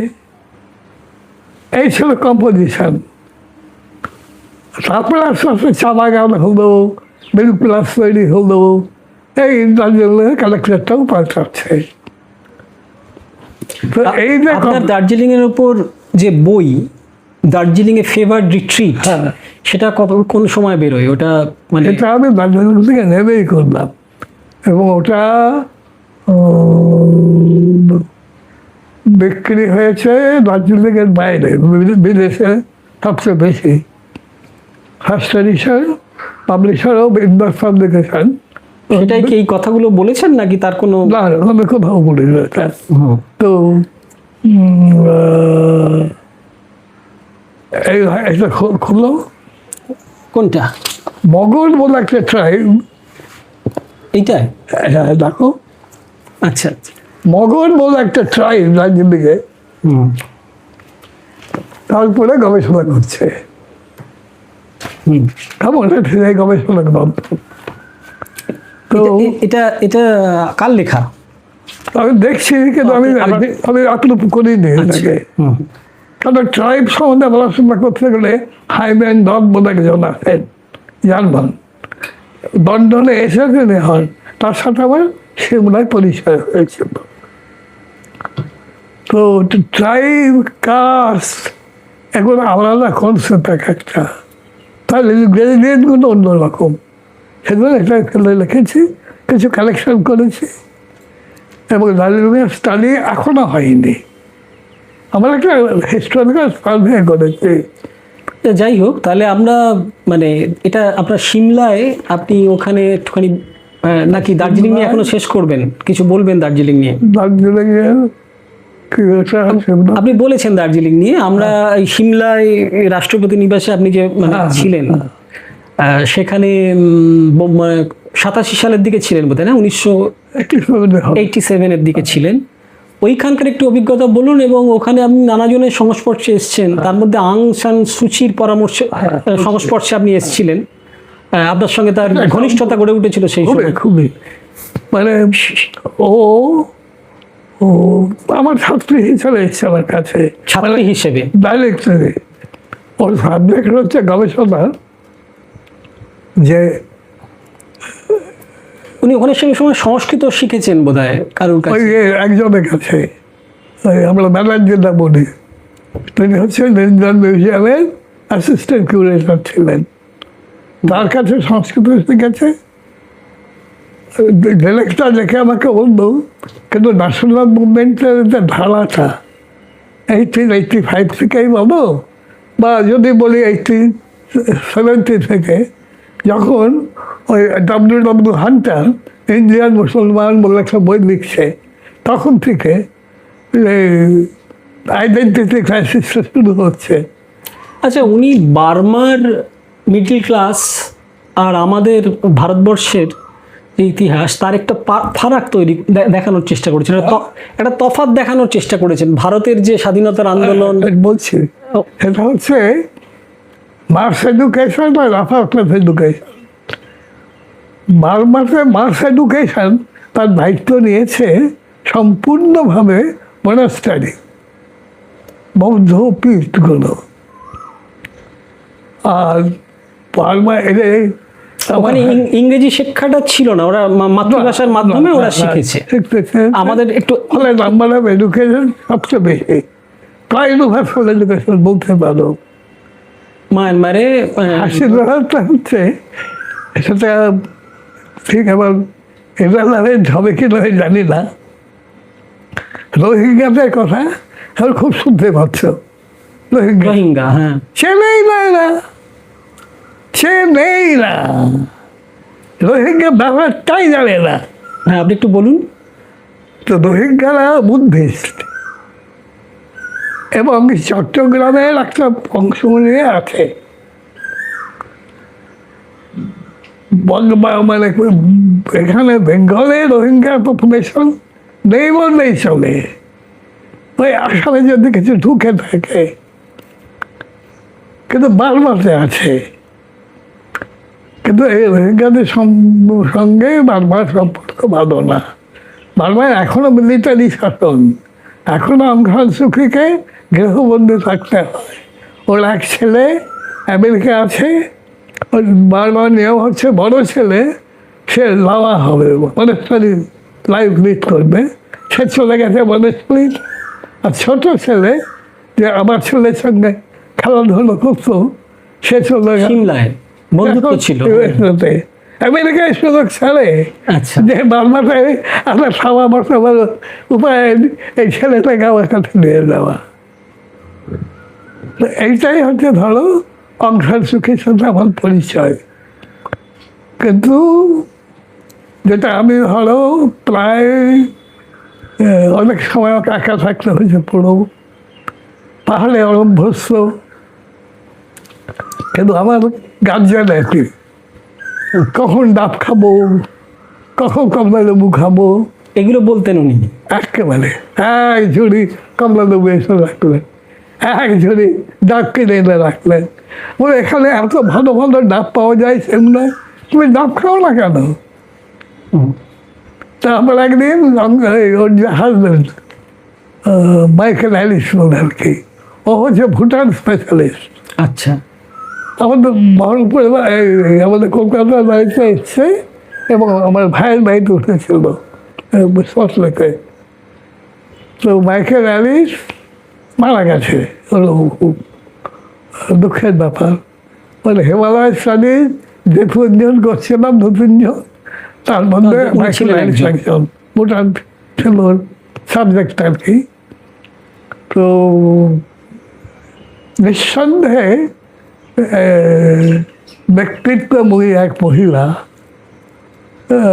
এইরকম সচরাচর চোখে পড়ে না, উইথ কম্প্যাশন। আমি বলে নয় যে ডেপুটিতে গেছি, ওটা তো সেন্ট্রাল গভর্নমেন্ট আন্দোলনে শিবলালটা, তার ফলে প্রায় আসছে চিফ সেক্রেটারি, ডেপুটি সেক্রেটারি, বিভিন্ন প্রজেক্টে যাই দুদের কাছে আছে সেগুলাই, ওখানটায় তো ভালো গ্যাস আছে, তারা প্রায় এসছে, কিন্তু দেখাশোনা করেছে অং সান সু চি। আচ্ছা স্যার, একজন গান্ধী বিশেষজ্ঞ, এবং আমি অন্তত গান্ধীজিকে বুঝতে শিখেছি স্যারের সংস্পর্শে এসে 9-এর দশকের পর থেকে। অনেক গল্প শুনেছি গান্ধীর জীবনের, এবং গান্ধী স্যার বোধহয় 9-এর দশকের শেষ থেকেই লিটল গান্ধীজ বা ছোট গান্ধী, মানে যারা গান্ধীবাদী বিভিন্ন মানুষ, তাদের নিয়ে একটা চর্চা শুরু করেছিলেন। তো আপনার এই গান্ধী চর্চা বা এই ছোট গান্ধীদের নিয়ে চর্চা, এই বিষয় নিয়ে একটু যদি আলোকপাত করেন। আচ্ছা, এই নিয়ে আমি কোনো বইয়ের কথা বলবো না, যে বই পড়ো এটা বলবো না। সবরমতী আশ্রম আছে, আমি থেকেছি ওখানে। সেবাগ্রাম আশ্রম আছে, আমি থেকেছি। অ্যাকচুয়াল লাইফ কি এটা যদি না দেখি তাহলে এখান থেকে বোঝা যাবে না। বই পড়ে গান্ধীজিকে না, কখনো না। আছে সেমনি বই, কিন্তু আমি সেগুলো সম্বন্ধে বলছি না, কারণ আমার নিজের অভিজ্ঞতা দিয়ে বলছি যে বেরোবেন যখন এসছেন, লুই ফিশার যখন এসছেন, গান্ধীর জীবনী লিখেছেন লুই ফিশার, বিখ্যাত সাংবাদিক, বা গান্ধীদের সিনেমাটা হয়েছে, যেখান থেকে উনি প্রায় অনশনে কাটিয়েছেন দীর্ঘকাল। গান্ধীজি অনশন করতেন, সেটা কেমন নামটা ভুলে যাচ্ছে, তিনি গান্ধী বলে অভিনয় করেন। আচ্ছা, তো সেটা আমি বলছি তোমাকে, কখনোই সম্ভব নয় গান্ধীকে চেনা যদি না আমরা এই আশ্রম সম্বন্ধে কিছু জানি। প্র্যাকটিক্যাল অভিজ্ঞতা থাকতে হবে, লাইফ লিভড তফাৎ একটা বলি। গান্ধীজি কোনোদিন কোনো দেবদেবীর পুজো করেননি, তার একমাত্র পুজো ছিল প্রেয়ার। সেটা সম্ভবত প্রেয়ারও হতে পারে, আবার নিজের রিলিভিশনে প্রেয়ার করছে তাও হতে পারে। তফাৎটা আর বলি, সেবাগ্রামে গান্ধী আশ্রমের পাশে একটু দূরে, মাইল খানেক দূরে বেনওয়াজির আশ্রম। বেনওয়াজি যখন আশ্রম তৈরি করেন, তখন ওই মাটি খুঁড়তে খুঁড়তে একটা বিষ্ণু মূর্তি পাওয়া যায়। বেনওয়াজি ওই বিষ্ণু মূর্তিটা স্থাপন করেছেন। আসলে মূর্তি পূজাকে উনি বিশ্বাস করেন। আচ্ছা, আমি এটা খুব জোর দিয়ে বলছি এই কারণে যে বেনওয়াজির সঙ্গে আমি পদযাত্রা করেছি। উনি কৃষ্ণনগরে এলে, আমি যখন কৃষ্ণনগরে পড়াচ্ছি, আমার বাড়িতে তখন গভর্নমেন্ট কলেজ পড়ে এলে। সবচেয়ে বড় কথা, অনিল বিশ্বাস, সে তো কৃষ্ণনগরের ছাত্র, আমার পলিটিক্যাল সায়েন্সের ছাত্র ছিল। পরে শুনলাম সিপিএমের বিরাট লোক হয়ে গেছে। তো পরে আমার খবরটা বললো নিয়েছে। তো অনিলকে বললাম, অনিল, আমি একটু বেনওয়াজির সাথে পলাশি পর্যন্ত পায়ে হেঁটে যাব, তেমন একটা মানুষ এসছে, আর এই সুযোগটা পাবো না। অনিল বলল, স্যার আমি আপনার সাথে ওই নদীটা পর্যন্ত যেতে পারি, তারপর আমি ফিরে আসবো, তারপর আপনি পলাশি নিয়ে যাবেন লোকে। তখন আমি যেটা করেছি, মানে আমার অ্যাচিভমেন্ট যেটা, বলে জানতে হবে গীতা পড়ি, বলে বলেছি আমি। তো আপনার যেটা গীতার বঙ্গানুবাদ আছে সেটা আমি পেতে চাই। তো বললেন যে আমার সাথে পদযাত্রা করতে হবে কিছুটা অন্তত। এটা কোন সময়কার কথা বলছেন? কৃষ্ণনগরে যখন, ওখানে যখন কৃষ্ণনগর গভর্নমেন্ট কলেজে যখন করছে, এখন অধ্যাপনা করছি, তখন বেনওয়াজি এখানে এসছেন, পলাশি গেছেন, তারপর ওদিক দিয়ে কাটোয়া গেছেন, কাটোয়া থেকে রাউন্ড করিমকে সঙ্গে নিয়ে বহরমপুর এসছে। গোটাটা এই যে উনি পদভ্রমণ করছেন, এই গোটাটা কিন্তু উনি বাংলা শিখছে। বাংলা শিখছেন। আমাকে লিখে দিয়েছে আমার বইয়ের উপরে, বেনোবা। আপনি রেজাউল করিমের কথা বললেন এক্ষুনি। রেজাউল করিমের সঙ্গে তো আপনার খুবই ঘনিষ্ঠতা ছিল এবং দীর্ঘদিন মানে আপনাকে তৈরি করেছেন, আমি যা জানি, মানে আপনার গুরুস্থানীয়, মানে ওনার আদর্শে আপনি আমি হয়েছে। তো সবসময় বাবার সঙ্গে ওর ছবিটা লাগে।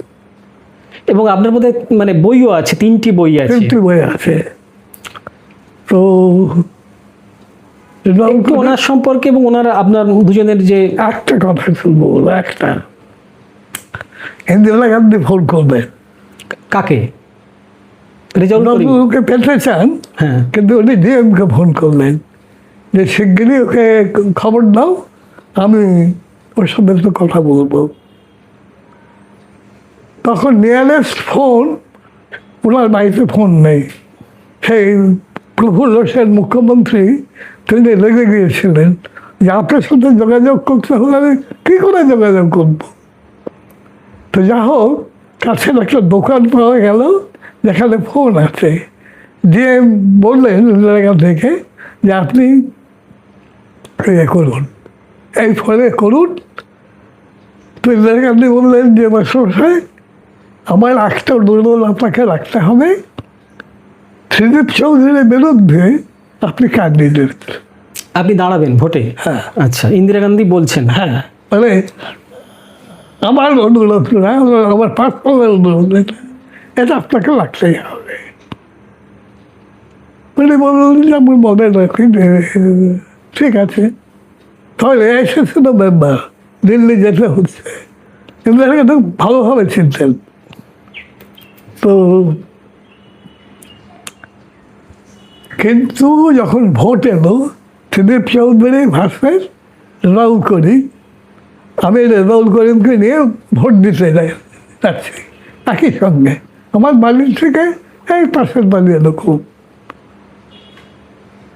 উনি ভোট দিতে গিয়ে ত্রিদীপ বাবুকে ভোট দিলেন। উনি উনি ত্রিদীপ বাবুকে ভোট দিলেন? হ্যাঁ। তো তার আগে উনি বহু সভাতে বলেছেন যে তিনি অতি যোগ্য ছেলে, ওকে আমি ছোট থেকে দেখছি, অতি যোগ্য ছেলে। এই তো বহরমপুরের এখানে ব্রিজ ছিল, ওরা ব্রিজ করেছে, অমুক করেছে, তমুক করেছে বলে। আমি বললাম কিন্তু ভোটটা কাকে দিলেন? বলে কেন, আমি কমিটমেন্ট ইজ কমিটমেন্ট। আমি শ্রীদীপকে যখন বলছি ভোট দিতে লোককে, তাহলে মানে উনি উনি উনি নিজে দাঁড়িয়েছেন কিন্তু জনসভায় বলছেন যে ত্রিদীপ বাবুকে ভোট দিন। হ্যাঁ বলে বলছে, কারণ আমার ঠিক ওর লাইনটা হচ্ছে, আমার থেকে যোগ্যতম ব্যক্তি হচ্ছে ত্রিদীপ চৌধুরী। যদি আপনারা মনে করেন যে কংগ্রেস আপনার পার্টি, তাহলে আমাকে ভোট দিন। আর আইডেন্টিটি দুরকম, যোগ্য প্রার্থী একটা আইডেন্টিটি আর পার্টি মেম্বার একটা আইডেন্টিটি, বুঝতে পেরেছি। হ্যাঁ, এই ডুয়াল আইডেন্টিটি। এটাতে অনেকখানি স্পষ্ট হয় যে উনি ত্রিদীপবাবু পরের দিনে ভোটটা হয়ে গেল, এসে মানে একবারে জড়িয়ে ধরে কথা হলে আমি উপস্থিত সে সময়, কারণ আমিও ভোট দিতে গেছি। তো রাউন্ড করে অনেক ব্যাপারে আমার চোখ খুলে দিয়েছেন। ওর পাশে একজন বসতেন হাফেজ বলে। হাফেজ? হাফেজ মানে হ্যাঁ, যার কোরআন শরীফ সব মুখস্থ। তাকে হাফেজ বলে। তো এরকম একজন হাফেজ থাকতে, আর পাশে থাকতো সবসময়, যখন কিছু জিজ্ঞেস করতে হয় ওই হাফেজ দুয়াকে জিজ্ঞেস করতেন। এখন করিম সাহেব যখন মারা যাচ্ছেন, তখন একটা মুসলিম কাগজের জন্য লিখল, নিঃস্বাবান ব্রাহ্মণ দেহত্যাগ করেছে। অর্থাৎ ওনাকে যে হিন্দু ব্রাহ্মণ, উনি উনি কোনো মুসলমান সমাজের নন। মানে এটা প্রশংসা করে নয়, না, সমালোচনা করেই লিখলেন। নিঃস্বাবান ব্রাহ্মণ দেহত্যাগ করেছেন। এই সেটা ওরা এখানে একটা আত্মীয়ার বাড়ি ছিল বেনিয়া পুকুরে আর কি, এখানে। তো বেনিয়া পুকুরে এসে উনি উঠতেন, মুসলিম এরিয়া, গোবধ হচ্ছে ওখানে, গোমাংস খুব সস্তা। তো আমি ওকে পৌঁছে দিয়ে তারপর আমার এখানে আসলাম। তো উনি এখন যেগুলো ওর লেখায় পড়ছি সেটা হচ্ছে খুব বিখ্যাত লেখা, যে বন্দে মাতরম বলবো না, মুসলমানদের কথা আমার ছিল।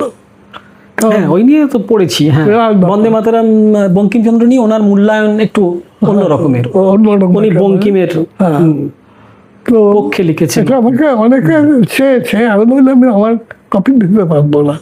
এটা আমাকে- ওই 44 সালে প্রকাশিত বইটি, হ্যাঁ, হ্যাঁ, ওটা পাওয়া যায় এখনো বোধহয় এতে।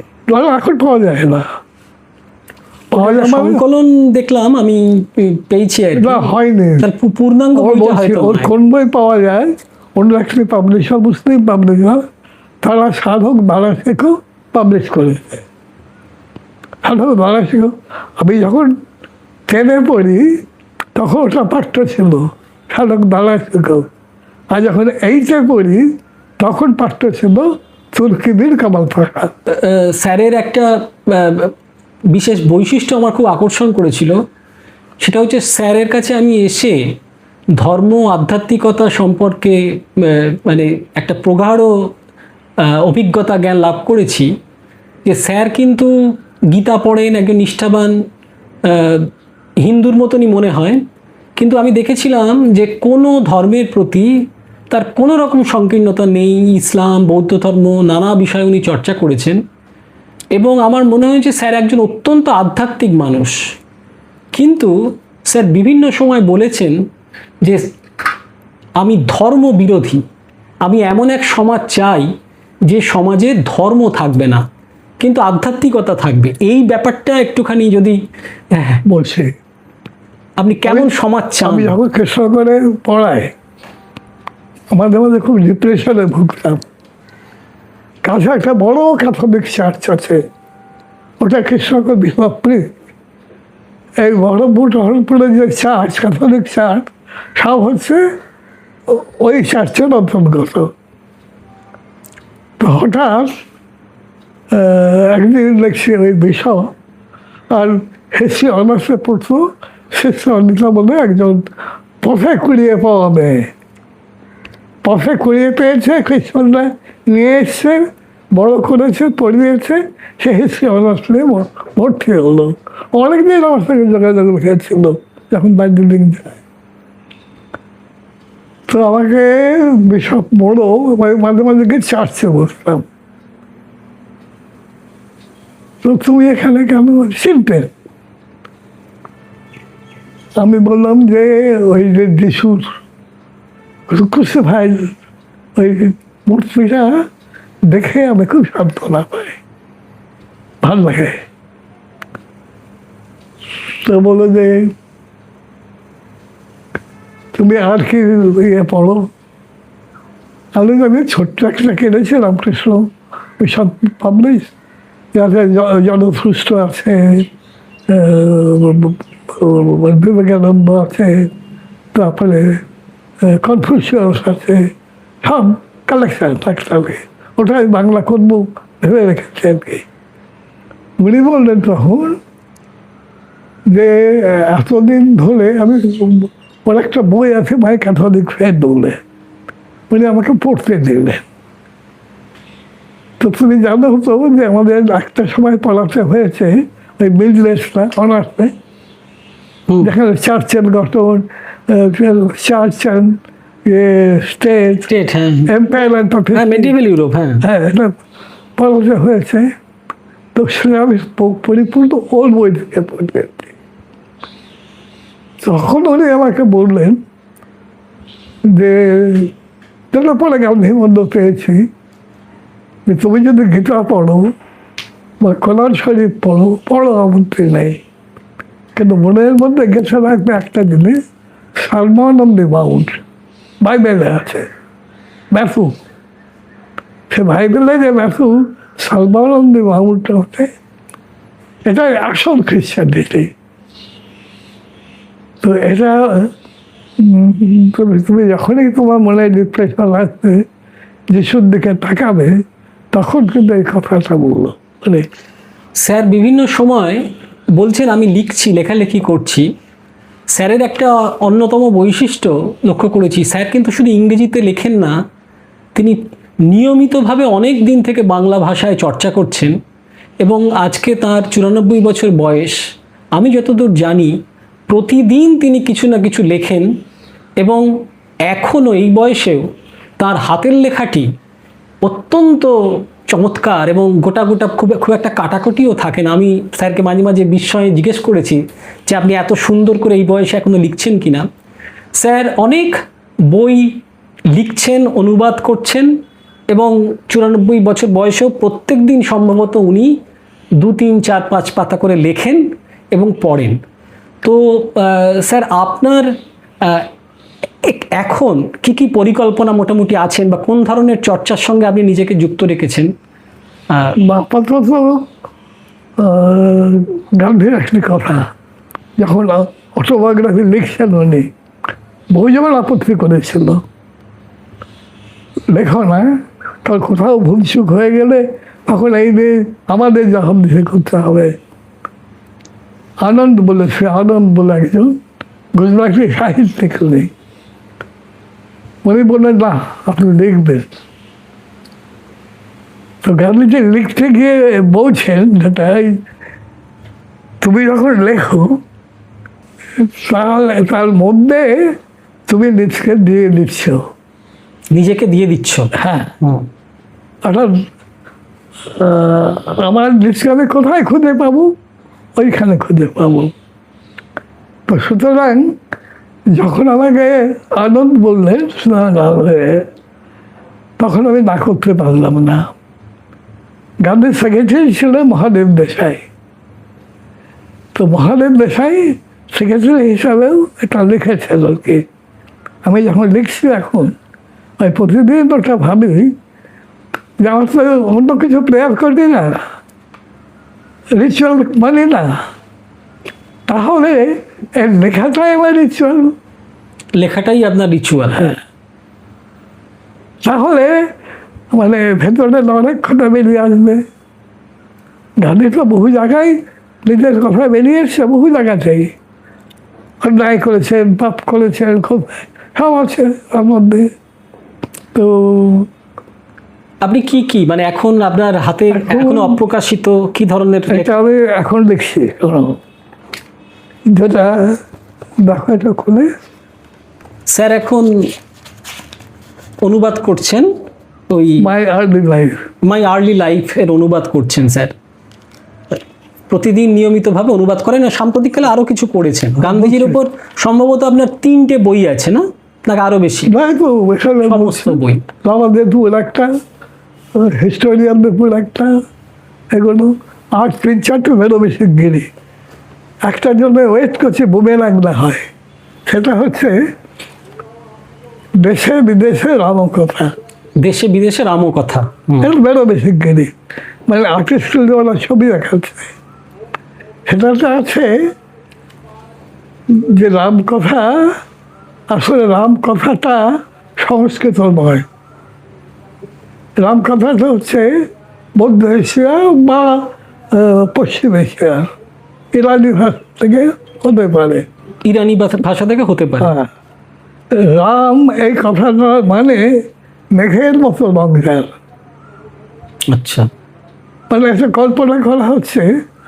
আর আমার লেখার আগে যদি ভাবি তাহলে কোনো কোনো বেলিয়ে উদাহরণ আছে যে একজন বনবাসে যাচ্ছে, তার পাশে একজন, তার পাশে একজন। বহু রামায়ণ আছে দেশে বিদেশে, রামায়ণ যাতে অযোধ্যা নয়, বেনারস, অযোধ্যা নয়। বহু রামায়ণে আছে সীতা রাবণের মেয়ে এবং ডুবে যাচ্ছে, সেই সমুদ্র থেকে ওকে রাবণ উদ্ধার করে। এটা নিয়ে আপনার লেখা বেরোচ্ছে, মানে অনুবাদ নয়, নিজের লেখা? নিজের লেখা, নিজে মানে ওই সুকুমার সেনের বই থেকে আমি কিছুটা পেয়েছি, সেগুলোকে নিয়ে আমি সাউথ ইস্ট এশিয়াটা জানি, যে দক্ষিণ পূর্ব এশিয়ায় আমার কালেকশন ভালো। তো এই পাবলিক রেসপন্স কি আমি জানি না, কিন্তু এটাকে আমার মনে হয়েছে যে মাইথোলজি, রিলিজিয়ান, হিস্ট্রি সব মিলেমিশে একটা জায়গায় আনা যায় আর কি, এটা লিখতে গিয়ে। এবং তারপরে আমি তুলসীদাসের রামায়ণটা কিনি এবং দেখলাম বর্ণনাগুলো যেগুলো আসছে আর কি, তো সেগুলোর ধারে কাছে হন না। মানে গান্ধীজির মানে রামায়ণ পড়ে নয়, তুলসীদাস পড়ে রামায়ণ শিখেছেন। বলেন যদি ভক্তি সাহিত্যের একটা ক্যাটেগরি করা যায় যে এটা ভক্তি সাহিত্য, তাহলে তুলসীদাস ইজ দ্য বেস্ট। যে ওইভাবে যে রামকে চিত্রিত করেছেন, সীতাকে চিত্রিত করেছেন, এবং তুলসীদাস লিখেছেন বেলুড়াস থেকে। হ্যাঁ, আপনার বিপুল অভিজ্ঞতা, সেই 31 সাল থেকে এতদিন পর্যন্ত এই অভিজ্ঞতা, আপনি কি এই চারপাশের সমাজ রাজনীতি এইগুলো সম্পর্কে সাম্প্রতিককালে খুব বেশি আগ্রহী বা খবর রাখেন, না নিজের একান্ত জ্ঞানচর্চাতেই নিজেকে লিপ্ত থাকে? কম তো মানে পড়াশোনার, আমি একটু জানতে চাইছি বিশেষ করে দর্শক শ্রোতার জন্য, যে এই পড়াশোনার সংস্কৃতি, চর্চার সংস্কৃতি, এর কোনো বদল নিশ্চিতভাবেই বদল ঘটেছে। সেই বদলটাকে আপনি কিভাবে দেখছেন? যে আপনার এই গোটা জীবনে আপনি ধারাবাহিকভাবে দেখে গেছেন, এবং কিছু কিছু ইতিমধ্যেই আপনি বলেছেন যে আমরা অনেক সময় চাকরি করি, আমরা পড়াশোনা করি না, এবং আপনারকে আমি যতদূর জানি সেটা হচ্ছে যে আপনি নিছক একজন একাডেমিক মানুষ। আপনার চর্চার ঝোঁকটাও শুধু একাডেমিক ছিল না, মানে আপনি সবসময় একটা মানুষ তৈরির চেষ্টা করে গেছেন। সেই নিরিখে আপনার যদি একটু বলেন যে এই শিক্ষা, সংস্কৃতি, চর্চা বা আমাদের সমাজের গতি প্রকৃতিটা আপনি কিভাবে দেখেন এই 94 বছরে পৌঁছে? সবসময় সেই সুযোগটা হয় না, প্রথম জীবনে সেই সুযোগটা ছিল না। আপনি আশাবাদী? আপনি কি? বলা মুশকিল, তার কারণ বলছি, যন্ত্র সভ্যতা এবং এই আধ্যাত্মিক অনুশীলন বিরোধ নেই, এমনি কোনো বিরোধ থাকার কথা নয়। কারণটা হচ্ছে আশিস চন্দ্রের নাম জানো? হ্যাঁ, উনি বলছেন যে গান্ধীকে আমরা কেন মানব, তার কারণ উনি কখনো এই যন্ত্রকে উনি বা যান্ত্রিকতা বলি এটাকে বাদ হিসাবে গ্রহণ করেন, মানে যান্ত্রিকতা বাদ, যন্ত্রবাদ এইভাবে ব্যবহার করেননি। যদি মানুষ সম্বন্ধে না থাকে সরে এসছেন। সেই জন্য এখন এরা ভুল করছে, আমাদের ওয়েস্টবেঙ্গলে এরা জানে না, কিন্তু আমি যেহেতু ওই দুই জায়গায় গেছি, দুই আশ্রমে, হ্যাঁ, তারা কিন্তু এখন খাদি ওই যে চরকা ব্যবহার করছে না। ওই দেশায়ের মহাদেব দেশাই ছেলে, তার নাম নারায়ণ দেশাই, তার কাছে আমি গিয়েছিলাম। সেটা বোধ হয় নারায়ণ দেশাই গেলাম কোথায়, আমি নহলে। তো উনি বারবার করে বললেন যে অনুগ্রহ করে গান্ধীকে বোঝাবার জন্য এক চরকাটা ব্যবহার করবেন না। কারণ আমরা যারা গান্ধী পথে হাঁটছি তারা এখন মনে করেছি যে চরকাওকে রিপ্রেজেন্ট করে না। তাহলে গান্ধীবাদ কথাটা বলতে গেলে যেটু বুঝি তার মধ্যে চরকা নেই, সেটা আমরা বুঝেছি। ফলে আমরা ওই সর্বসেবা সংঘ বলে, সর্বসেবা সংঘ যারা হচ্ছে মানে গান্ধীজিদের কাস্টোডিয়ান। আপনি বোধহয় বলতে চাইছেন মানুষ তৈরি, মানুষ গঠন এবং আপনার রাজনীতিও যেভাবে আপনার বই পড়ে বুঝেছি যে আপনি একসময় আরএসপির সঙ্গে যুক্ত ছিলেন, মার্ক্সবাদ আপনি চর্চা করেছেন, আগ্রহ জাগেছিল, কিন্তু আপনি কোনোদিনই সবসময়ই আপনি কিন্তু এই মানুষ গঠনটাকে বেশি গুরুত্ব দিয়েছেন। এবং এই জন্য আপনি অনেক মার্ক্সবাদীর মতো আপনি ঠিক কি বলবো মানে ঐতিহ্য, আমাদের দেশের যে ধর্মীয় আধ্যাত্মিক যে ঐতিহ্য আছে সেগুলোর চর্চাও অব্যাহত রেখেছেন এবং আপনি মনে করেছেন যে একজন পূর্ণাঙ্গ ভালো মানুষ, ভালো রাজনীতিক হতে গেলে তাকে মার্ক্সবাদের শিক্ষার সঙ্গে সঙ্গে তাকে একটা গভীর আধ্যাত্মিক বোধ, ধর্মীয় অর্থে নয় কিন্তু একটা ভালো মানুষ অর্থে, অর্থাৎ বৃহতের সঙ্গে যে মিশতে পারে, যে নিজের ক্ষুদ্র গণ্ডির বাইরে বেরোতে পারে, সেই রকম একটা মানুষের অন্বেষণ। আপনি নিজেও সেরকম একজন মানুষ, আমরা সমস্ত চর্চার মধ্যে সেটা ফুটে উঠেছে। সুতরাং সেইটা হয়তো আপনাকে কখনো কখনো একটু দুঃখ দেয়। এবং আপনার একটি জায়গায় পেলাম যে আপনি বলেছেন এমন সমাজ আমি চাই ভবিষ্যতে যে সমাজে রাজনীতি থাকবে না এবং যে সমাজে ধর্ম থাকবে না। রাজনীতি মানে আপনি নিশ্চয়ই ওই দলীয় রাজনীতি, দ্বন্দ্বহিংসা, এটাই ডিভাইড করে, যেটা ডিভাইড মানুষের সম্পর্ককে বিনষ্ট করে। সুতরাং আপনি সেরকম একটা সমাজ চান, এটাই বোধহয় মানে আপনি নিজে সেটা যতটা সম্ভব সামর্থ্য নিয়ে করেন। কিন্তু আমাদের চারপাশটা বোধহয় মানে হতাশ করার মতো, একেবারেই নয়, অনুকূল নয়, একেবারে অনুকূল নয়। যেজন্য ওই বহু সময় আশিস চন্দ্রের লেখাগুলো আমি পড়ি। না কখনো কি ব্যক্তিগত হতাশা গ্রাস করে?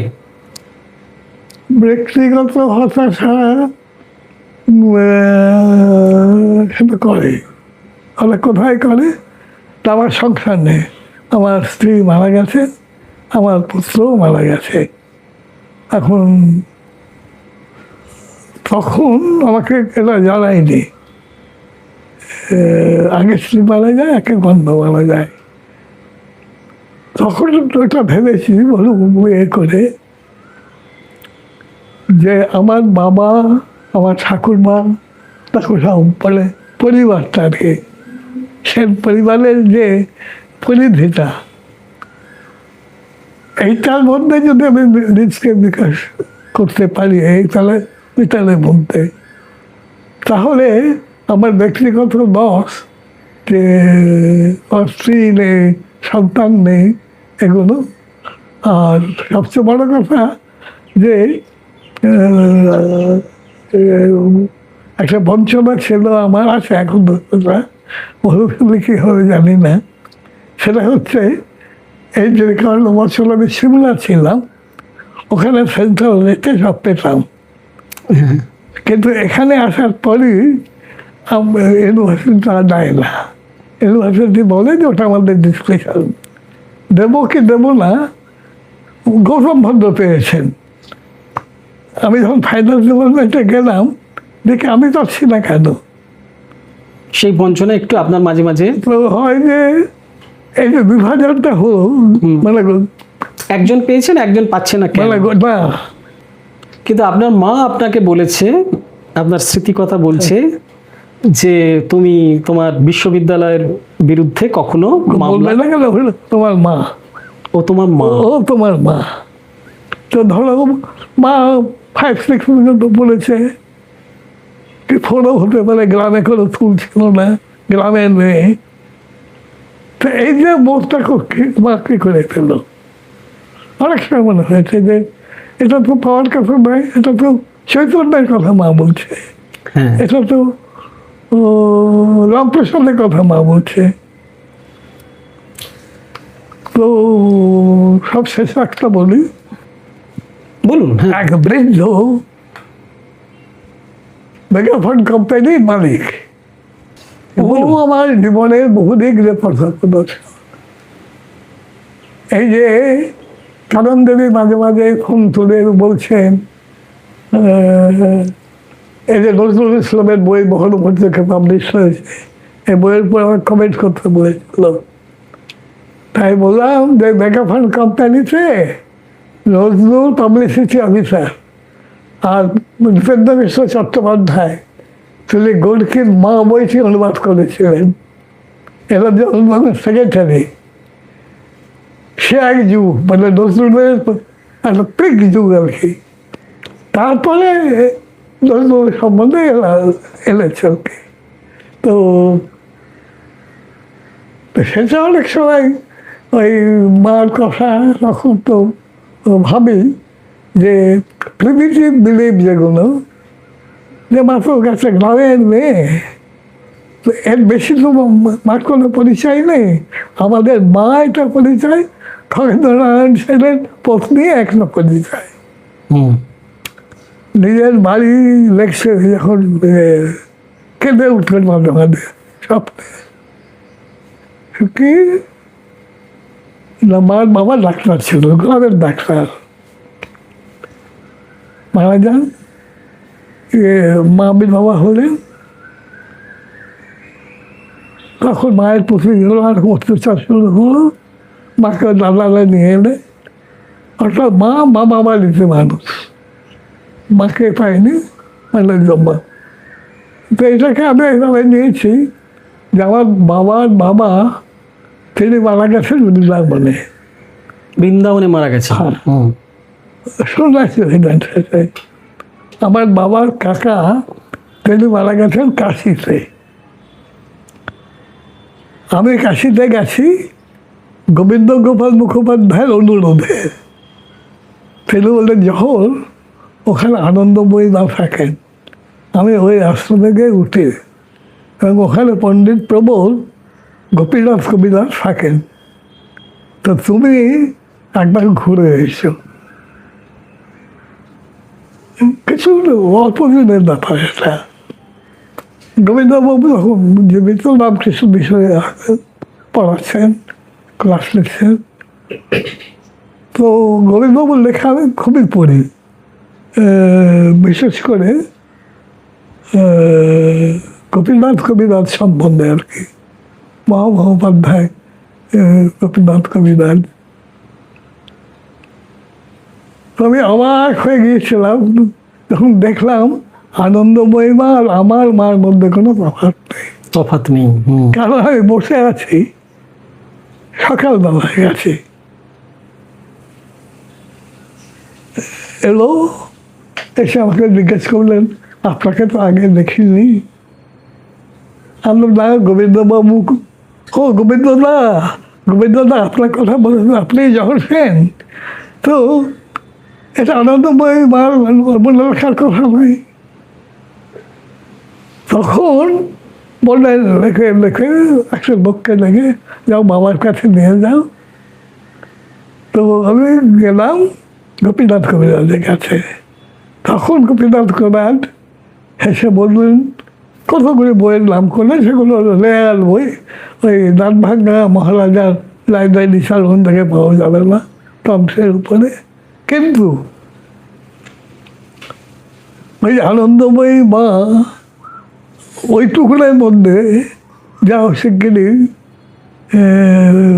বাবার কাছে ওকে নিয়ে যাও। বহরমপুরে কেমন আম হয়েছে এবার, এখন প্লেনে পার্সোনালি এসে নেমে এসছেন।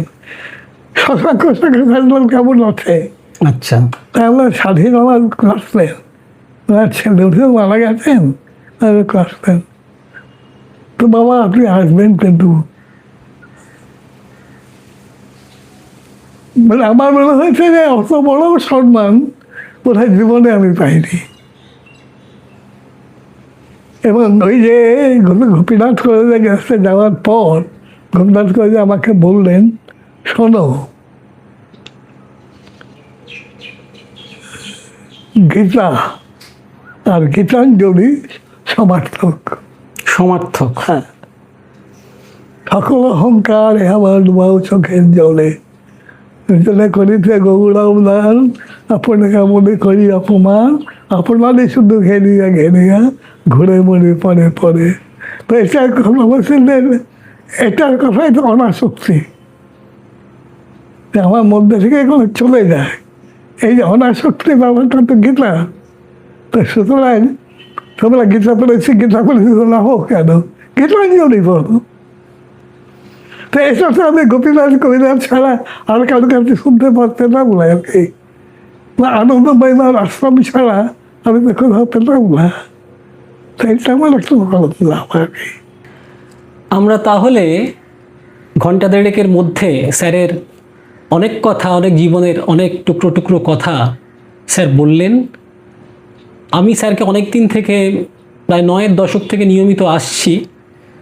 আরও অল্প বয়সে স্যার যত আরও নানা অভিজ্ঞতা যত প্রাণবন্তভাবে বলতে পারতেন, একটা সীমাবদ্ধতার মধ্যে রয়েছে, কিন্তু সেই 94 বছর বয়সে এতটা সক্রিয়, এতক্ষণ ধরে উনি যে কথাগুলো বললেন এবং এখনও যে নিয়মিত লেখালেখি করেন, সেটা সত্যিই বিস্ময়ের। এবং স্যারের যে বিপুল অভিজ্ঞতা, যেটা অলরেডি আমরা বলেছি, স্যারের ছোটোবেলা কেটেছে রাজশাহী, তারপর মুর্শিদাবাদের কথা আমরা পেলাম। সেখান থেকে স্যার কলকাতায় পড়াশোনা করেছেন। তারপর স্যার বিভিন্ন জায়গায়, বিভিন্ন সরকারি কলেজে, নানা জায়গায় ঘুরে তিনি বারাসাত গভর্নমেন্ট কলেজেও পড়িয়েছেন, সে কথা আসেনি। তিনি কৃষ্ণনগরে পড়িয়েছেন, টাকিতে পড়িয়েছেন। দার্জিলিংয়ে গিয়ে যে চর্চা করলেন, সেই চর্চার অভিজ্ঞতা আমরা শুনলাম। স্যারের গোটা জীবনের যে প্রচুর ছাত্র তৈরি করেছেন, তিনি তার অনেক গবেষণাও তার কাছ থেকে বেরিয়েছে। সেসব কথা ডিটেলে হয়তো এই সময়ের মধ্যে রাখা গেল না, তবে যেটুকু পাওয়া গেল সেটা মনে হচ্ছে স্যারকে আমরা মানুষ হিসেবে অনেকটা বুঝতে পারলাম। এবং স্যারের চিন্তা ভাবনার মধ্যে দিয়ে আশা করি আমরা আমাদের ছাত্রছাত্রীরা বা বর্তমান প্রজন্ম এই কথাগুলোর মূল নির্যাস, অন্তর্দৃষ্টি আমরা বোঝার চেষ্টা করব। এবং একজন সত্যিকারের সাধক, জ্ঞান সাধক যেমন হয়, স্যার একজন সেই রকম মানুষ যার চর্চা পড়াশোনা। স্যার অতীতেও আগেও বলেছেন যে আমার চর্চা, আমার সাধনা, আমার ঠাকুর, আমার ভগবান, সেটা হচ্ছে আমার পঠন পাঠন এবং লেখালেখি। সেই সাধনায় স্যার আজও 94 বছর বয়সেও লিপ্ত। এবং আমরা আশা করছি যে আরও কিছু বই, আরও কিছু লেখালেখি স্যারের কাছ থেকে আমরা পাবো। এবং স্যারকে আমরা আমাদের তরফ থেকে সেই সশ্রদ্ধ প্রণাম, ধন্যবাদ, শুভেচ্ছা সব জানাই। অনেক ধন্যবাদ স্যার, খুব ভালো লাগলো। এবং আশা করি আমাদের শ্রোতারাও অনেক কিছু জানতে পারবে।